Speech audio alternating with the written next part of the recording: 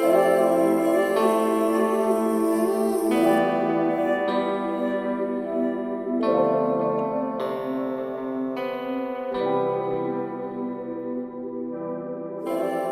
and welcome to the Stonegate Women's podcast of the Book of Ruth. We're studying Ruth together this semester, which is going to be wonderful. So exciting.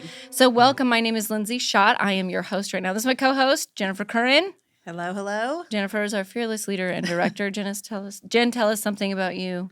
A little something about you. Oh, man. A little something about me is if I have any way to relax, it's let's find a place to go on a vacation. I love it. Which is not the cheapest way to have a hobby, but it's my hobby. But you don't have all the other ones, so that you can finance this one. You're doing Brandon a favor. That's right. That's right.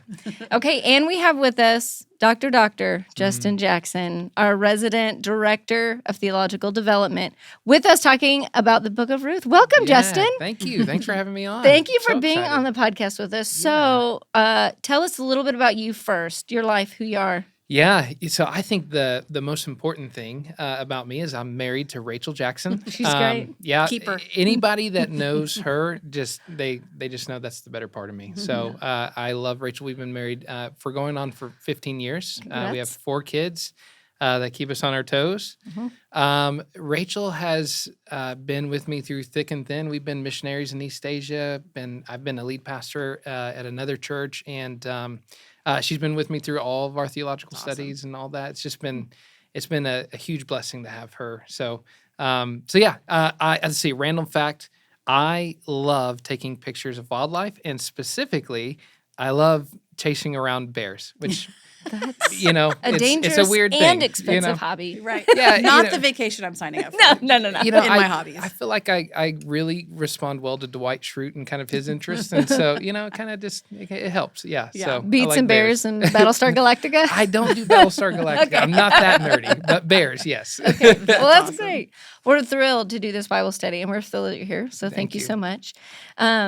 Again, little known fact, Justin, you actually did a doctoral thesis on the Book of Ruth. And so really what we all want to know is why a man would write a thesis on a book of the Bible clearly only intended for women because it's named after a woman. That's right.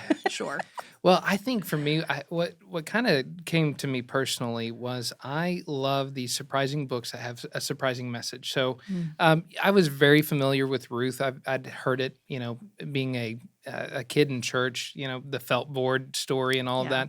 But as I was reading it again, I personally derived a lot of just encouragement from the fact that God is working even when you don't see him working. So the whole hidden providence thing of God just moving in the most unexpected ways. And I was a pastor, a lead pastor at the time, and my life felt very mundane and a lot of ministry grittiness just kind of happening on a day-to-day basis. And Ruth just spoke to me. It's like, in the moment when you think God is doing nothing, that's actually when he's doing his biggest work. It's when you can't see his hand that God is actually moving things along. Yeah. And so I was like, okay, great. If I have to spend 2-3 years writing on something, I want to write on that message. So anyway, that's why I picked Ruth. Well, I love it. I want to hear that. Yeah. And I would just love it for myself and the women that are doing this study that feel like they're in the mundane of maybe it's dishes and dirty diapers or, going to the same classroom every day to teach. And it's like, I've done this lesson, with my third graders or whatever job or not job you do. Totally. To get a new excitement for like what God is doing. Yeah. And wow, that could just be our prayer throughout this whole study is that the Lord would just surprise us in really beautiful ways. Yeah. I love it. Okay, so for those of you who are joining us for the podcast, we want to let you know just some basics, okay? So we will have this podcast releasing starting, it'll be available, of course, by March 5th of this year of 2025, but you have the freedom to do it whenever it works for you. And we'll just keep releasing these episodes. There's going to be 6 episodes, which will be super fun, that correspond with a guide that we made. So hopefully you have your guide. It's going to look like this. To get you through. So our episodes correspond with the parts of the guide. And so episode 1 is going to go with part 1 and episode 2, part 2. You understand how that goes, but it is going to be a great companion for this study. It gets you in the Book of Ruth, thinking about really great things, giving you some handlebars for what we're talking about and a place even to record what you like about what you heard here. And a special thing about this episode, Jen, tell them. I don't know. What do you want me to tell him? We'll tell them it's different. Oh, it's different. That's right. This is the introduction. We're going to teach you the book of Ruth instead of jumping into chapter 1 and give you some context. So you're actually going to start by just listening to the podcast and taking notes over this podcast. And then you'll have another episode that'll go with chapter 1 of Ruth. And you can grab this guidebook on our website, stonegate.church, or you can buy it in our church bookstore and work through it at your pace. That's right. So whether you are, hopefully you're joining with some kind of group doing it together, or even if you're doing it individually, both these resources are going to be awesome for you to jump into Ruth. It's going to be so fun. So let's start. Let's do this. Let's start talking Ruth. But okay, so first of all, Justin, give us summary of the book of Ruth. What is happening here? Yeah. So the best I could summarize the book of Ruth is it's a bridge building book. So if you think about the context of the Bible as a whole, you really go from Abraham and the Exodus to a king. And I just keep thinking, if we didn't have the book of Ruth, what would we be missing? We'd be missing how Abraham and what God did in the lives of the patriarchs and what God did in the Exodus, how that connects with the rise of David. Like it would we'd be missing that important connection there. So one of the things that we're going to see in the book of Ruth is it's going to play on a whole bunch of themes, which we'll talk about here in a minute. But what it's going to do is it's going to take themes from the Pentateuch, from the first 5 books of the Bible, specifically Genesis and Exodus, and it's going to bring those in close, and it's going to take the future Davidic kingship, King David and his rise to the throne, and it's going to bring that together and show you how God pieces together redemption history in really mundane ways. Like, it's just amazing. You got big work in Exodus, big work in Abraham, big work in David, and you've got God pushing forward these two, connecting these big works together through little bitty Ruth, from Moab. It's just an amazing book to show just God has a big plan, and he does work through splitting Red Seas. He does work through killing giants. But he also works by just bringing a widow from Moab.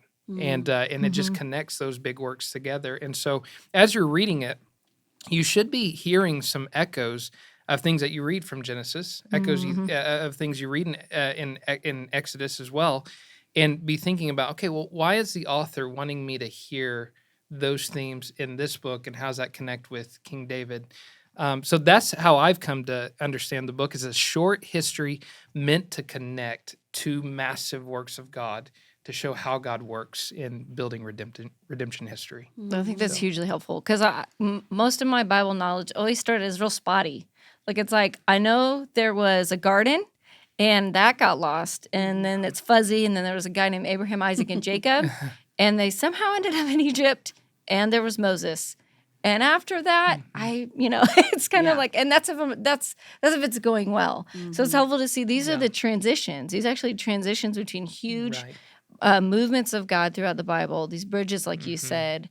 This is going to help connect, like, this is what happened between those things. This is how God was active even between those big name stories like Moses and Abraham and David and all that. Yeah, and I think that the reason it's important to recognize these bridge building books is that it really does set the tenor for, we read the Bible and we're like, oh man, I wish I could have seen God split the Red Sea, or I wish I could have seen Goliath fall to David. We wish for these big moments, and we want to experience those moments, and God's like, hey guys, I work through the mundane too. Like you don't have to experience a giant falling on his face to experience me. Yeah. You can experience me in really mundane, unexpected ways. And that's why I think Ruth is so beautiful, is it doesn't make us long for some visible expression of God's big work.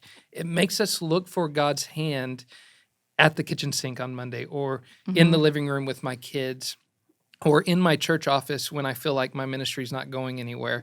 It makes me look for the hand of God and his purposes going forward in the least likely places. It's like it's just a huge encouragement to remember God works in shouts and whispers. He works visibly and invisibly. And it's just an amazing encouragement for me as a believer. And I hope it will be for anyone that's just kind of thinking, I haven't experienced God in a big way. Well, that's okay. But even if you just look for the small ways, you're still experiencing God, the triune God coming in close and advancing his purposes in your life. It's just a beautiful moment. So, well, one of the things in your guidebook that you're going to do, and we're going to ask you to do, is sit and think about these characters, is to think about if I put myself in their shoes, how do I feel? Or what do you think they were going through?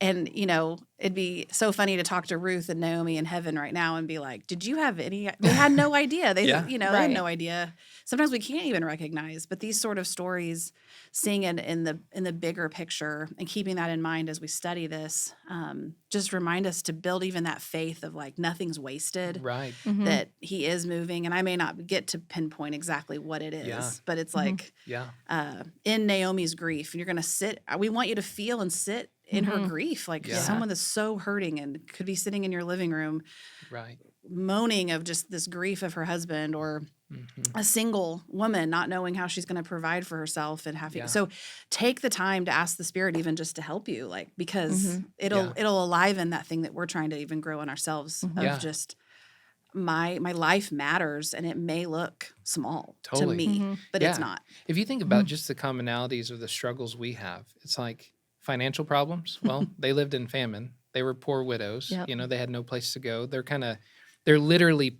their food is whatever they can pick off the ground, right? So in poverty, God's purposes are advancing. In loss and grief, I mean, it comes in the setting of losing husbands. In loss and grief, had Ruth's husband not died in Moab, there's no King David, because there's no meeting Boaz. And so I think when you look at the points of where just some of the things that the book of Ruth tells you, and that's honest feelings, like, have you ever felt empty? Have you ever felt empty-handed? Have you ever felt like God turned his face away from you? Have you ever felt, why am I still struggling financially, and I feel like I'm in a famine stage? And what is, in all of those things, I'm just like, if you can say you have that experience, praise God, because then Ruth would say, great, that's exactly where you should be looking for God to advance his purposes, because he did that before. Yeah, that's awesome. This is going to be such a great book, because although we can read Ruth, you can probably read the whole book in something like 5 minutes. I mean, it's such a quick read. It's it'll be great to dive into each chapter to realize, and at the end of chapter 1, Ruth and Naomi do not know. They don't know what's about to happen. They haven't read the end of the story. In the same way, like with our stories, you're right in the middle. You could be right in the middle of chapter 1 of this thing. And the rest of the story has not been written. Yeah, that's right. And they didn't know either. And they had to see it play out through all the chapters until the end. So good. I'm glad we get to experience that with these characters. So thinking about these characters, Ruth, Naomi, we're about to learn a bunch of other complicated names and complicated situations. But Ruth happens within a context, and we kind of say sometimes in reading the Bible, context is king. Yeah. And so give us a portrait of the immediate context of the book of Ruth. Yeah. Well, I do think it helps to know that there is the context of who the audience was, and then the context of when the events happened. Okay. Right. Yeah. So the events probably happened long before this is actually in writing. Maybe long before is not the right way to put it, but all this has already happened. King David's probably on the throne.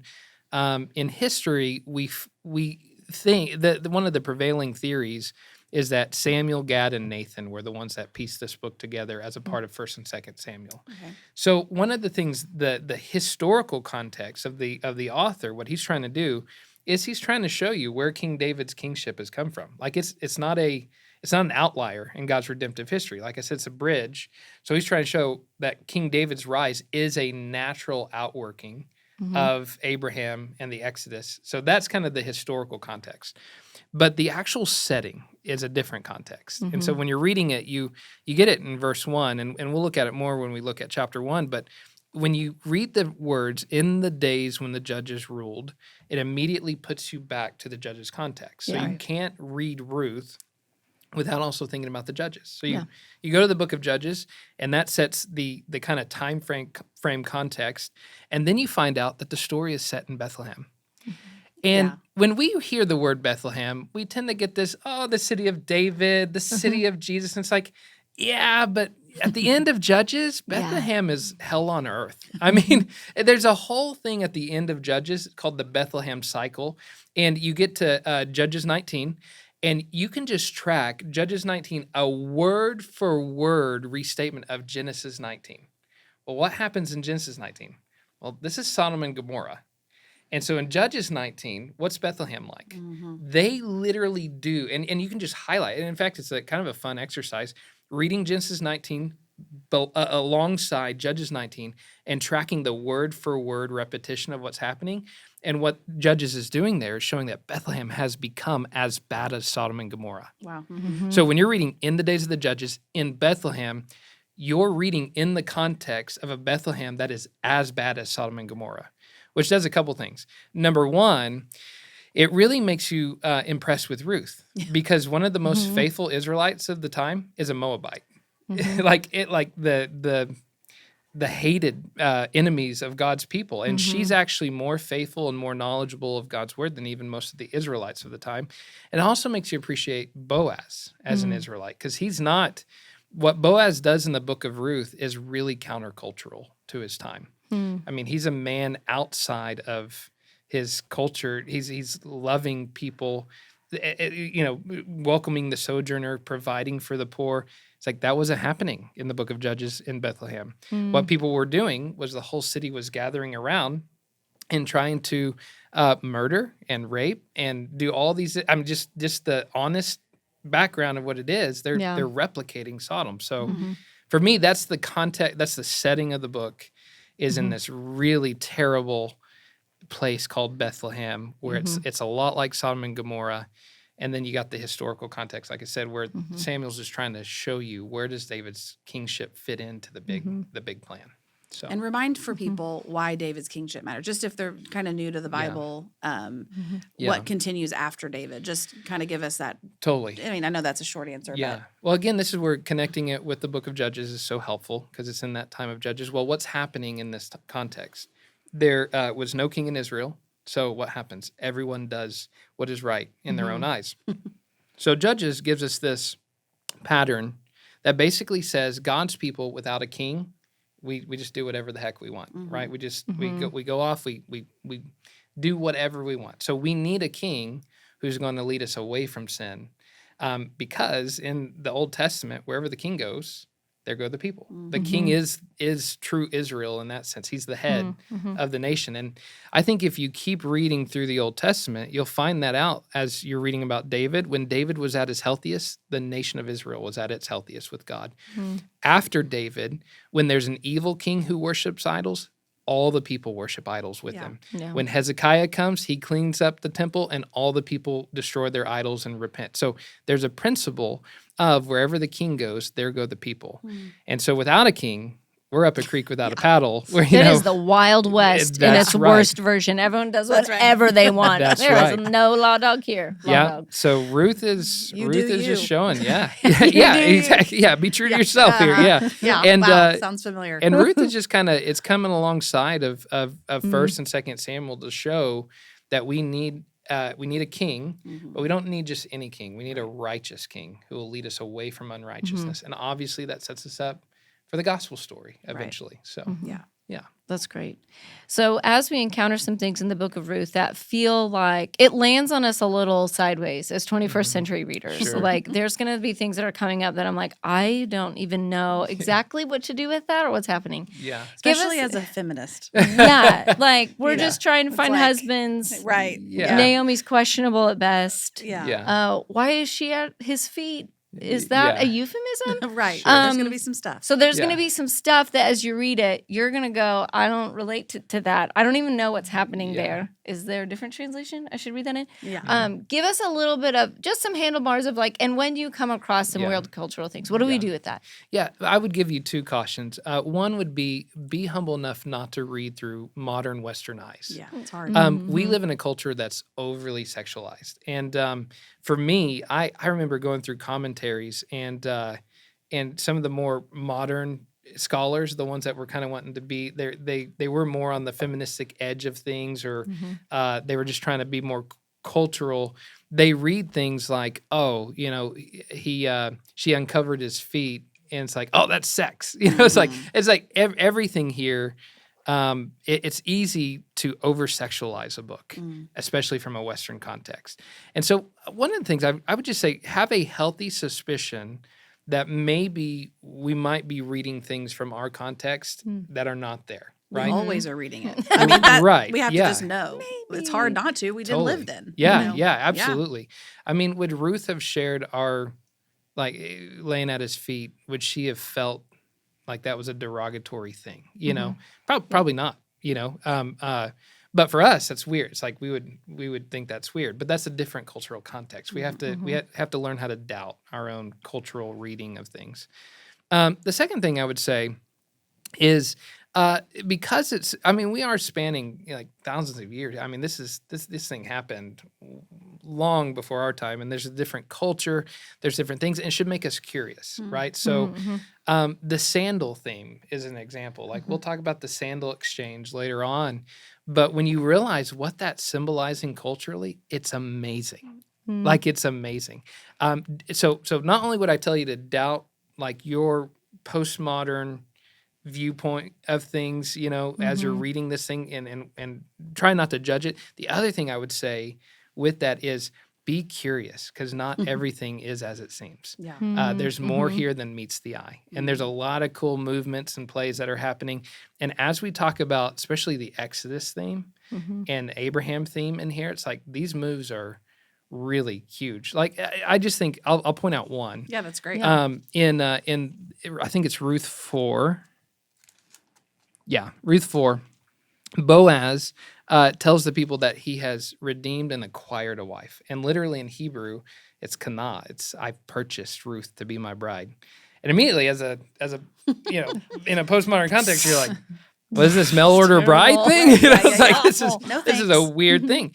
And so, but if I judge it from my context, I'm immediately going to be like, Boaz is so old, what a misogynist, and all that. But I'm going to miss a bigger thing that's happening.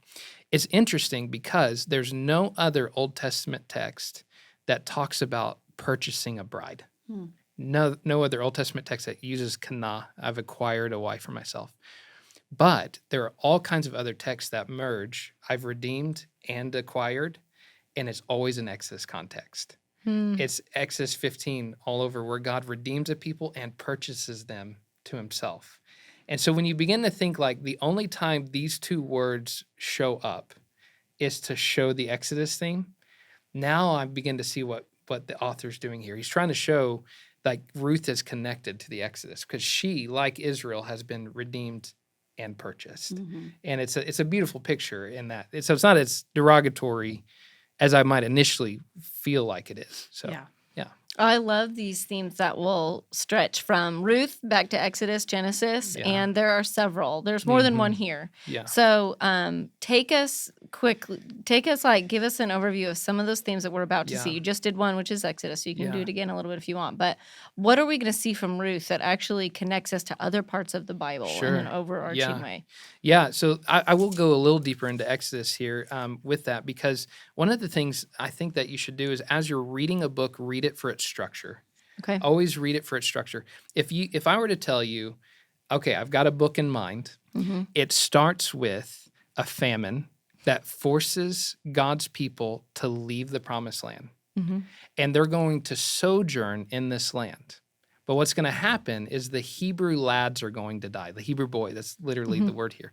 The Hebrew boys are going to die, and it's going to lead God's people to be bitter, Mara, right? And they're going to have something that happens that causes them to return. And on the return, they're going to glean wheat from the field, and they're going to come across the Goel, a redeemer. And that redeemer is going to redeem and purchase them and bring them to himself and cover them with his wing, his kanaf, right? The skirt of his wing. And that's going to lead to them getting to live in the land of blessing and get to inherit the possession. It's like, what story am I talking about? It sounds like Exodus, but it's also the book of Ruth. And so it's like if you were to overlay the story of Exodus from famine to sojourn to bitterness to the return. I mean, the word shuv here, it's return. It's a really powerful word. And even Ruth is described as the one who returned, which is interesting. Because she's not from there. She's not from Israel. She's not returning. So why would the author put that language there? And it's because he's connected. She's a part of the Exodus. Like she's replicating Israel's move from out of the land into the land. And there's even other themes with that too that connect to the Exodus of the empty to full theme. Naomi's, kind of weeping over, I went away full, and now I'm empty. And then Boaz uses the term, you mustn't go back to your mother-in-law empty-handed. it's like God did that with the Israelites when he refused to send them out of Egypt empty-handed, but let them plunder the Egyptians. And that word empty-handed is an Exodus theme there. So, I mean, if you were just to take the storyline and you were to do the traditional story arc and put the major points, it's like it looks like the story of Exodus. Well, the good news is each week that they work on this, they get to do the plot line. That's awesome. And so now you've kind of got a key on how you can plot this story. Yeah. And if you're not familiar with Exodus or you're not familiar with the Israelite story, study Ruth. See what the Lord brings through this story, knowing that this gets to be a bigger thing and you can jump into some of those other books later and just see God's repetitive message of I'm a redeemer. I've got a plan. He's saying the same thing through a lot of different versions. That's right. To be an encouragement to our hearts. And so whether this is your first book or your, all the ones you're talking about, because this can be intimidating. You are talking in some phrases. And so stick with it, keep going, and all this is going to come alive. Yeah. It's amazing. It's kind of like, I don't know if, any of you listeners have watched or listened to the music of Hamilton, right? It's like Hamilton, the 10 Dueling Commandments song, right? Like they play that song at the beginning, at the first half of it, and then they play it again. And every time you hear the melody of that song, you just know there's another fight scene about to happen. The Bible works very similarly to that. So if you hear a phrase or you see something, it's like, man, this kind of reminds me of something. We should always be asking those questions of, when was the last time Israelites were forced out of the land because of a famine? Like that, that's the kind of questions that we should be asking. And chase those intuitions. When you don't talk yourself out of them too quickly. Go explore them and see, okay, well, because that's what happened was I just remember the aha moment for me was when I began just to write a structure of I was actually preparing for a sermon series, began to write the structure of Ruth out, and I'm like, goodness me, this is I just preached Exodus, and this sounds very similar to that. And sure enough, I go do the Hebrew study, and I find out it's almost exactly an overlay of the Exodus story. So that'd be the first theme. Another theme would be Abraham, and I'll be very brief on that one. Ruth is put into a place of kind of a female version of Abraham, which is amazing. She's the one who's left her father and mother's house, which is, again, an exact wording used of Abraham, who left his father and mother to go to a place where he didn't know. So Ruth is kind of a female version of a patriarch. So anyone that thinks of patriarch, the Bible's patriarchism, it's like it's a bad thing. It's like Ruth is there to remind you there are female patriarchs here. She is a matriarch. There you go. She is a female version of Abraham who by faith left her home, left her mother and father's house to come. And it's just, she's even getting the blessing of Abraham. The most famous line, your people shall be my people and your God will be my God. That is just another way to say, I will be their God and they will be my people, which started with Abraham. So she's taking the promise to Abraham and without any permission, applying it to herself. I like her boldness. She's like, doing it. This is faith. I mean, this is faith. She it's not even really about Naomi. We think that she's committed to Naomi. She's not committed to Naomi. She's committed to her God. And by extension, she's committed to Naomi. And the God that she's committed to is the God of Abraham. She's taken his promise and saying, hey, that phrase, your God will be, I'll be their God and they will be my people. I'm going to apply that to myself. And that's going to be mine. And God pays her off for that faith. So she's a female version of Abraham here. So I love that. I have never heard that, so I love it. I'm like, let's go, Ruth. That's right. I like how bold you are, girl. That's right. One more thing I want us to hit as we get in here. We are using a term in the guide, and we are using a term as we talk here, and we're calling it sovereign serendipity. And this is your words, Justin. So rather than try to pick another set of words to explain what we're talking about, we just said, we're going to use these words and we're going to explain it. Serendipity is It's fun. wonderful. So talk to us about what sovereign serendipity is, what it is, how we see it in Ruth, and then begin to see it in our lives. Yeah, I can't remember exactly how I came up with the phrase, but we were either watching a Hallmark movie. Love it. That feels right. And isn't there like a lovey-dovey movie that's got serendipity in the title? There is a rom-com with New York. serendipity. It's John Cusack. Yes. You're welcome. I just remember thinking, okay, what a serendipity is that moment when the guy's in a rush and he's got all of his papers, he's trying to stuff them into his suitcase or his little briefcase, and the girl has her coffee, and they don't see each other, and they're not paying attention, and they bump into each other, papers go everywhere, coffee goes down, and that's the beginning of their dating relationship. It's an accident. Cute of the movie. That's right. I almost used that word, but I thought that was a little too feminine for a dissertation written by a dude. But so I went with serendipity. Serendipity is just it looks like an accident. It looks like there's nothing governing this. This is absolutely random. And the book of Ruth wants you to think that. The name God doesn't come up except for out of the mouth of Naomi. But you never hear God did this or God did this or God's doing this. You just, like Exodus, God splits the sea. God speaks from the mountain. But you don't hear about God's action in Ruth. And so everything seems happenstance. Everything seems accidental. Even the way that in Ruth chapter 2, it says, and you'll see it, that Ruth happened across Boaz's field. And in Hebrew, it's like that is she accidentally came. She stumbled across the field. And so you're like, okay, well, this is an accident. And these movements look accidental or unplanned. But then by the time you get to the end of the book, you begin to see there are sovereign fingerprints over it. So what looks accidental to us is a redemptive plan unfolding. So it's a sovereign serendipity, meaning that from our perspective, it looks random. Yeah. It looks accidental. But from a sovereign perspective, there's no accidents. God is absolutely in charge. And I love the phrase. It stuck with me ever since writing it, because there's a lot of random things that happen in our days. Yes. Flu and strep, and I just think about my own kids. And Everything. And since I've been thinking about that phrase, just thinking what looks accidental to me is actually a big piece of God's sovereign plan, potentially. Like he's doing something in that moment. Yeah. And so, to live in that serendipity, to be like, I can live in the random. I can live in the, I don't know what the heck is happening. This all looks like accidental. But then also taking that one extra step to be like, God is sovereign even over the accidents in my life.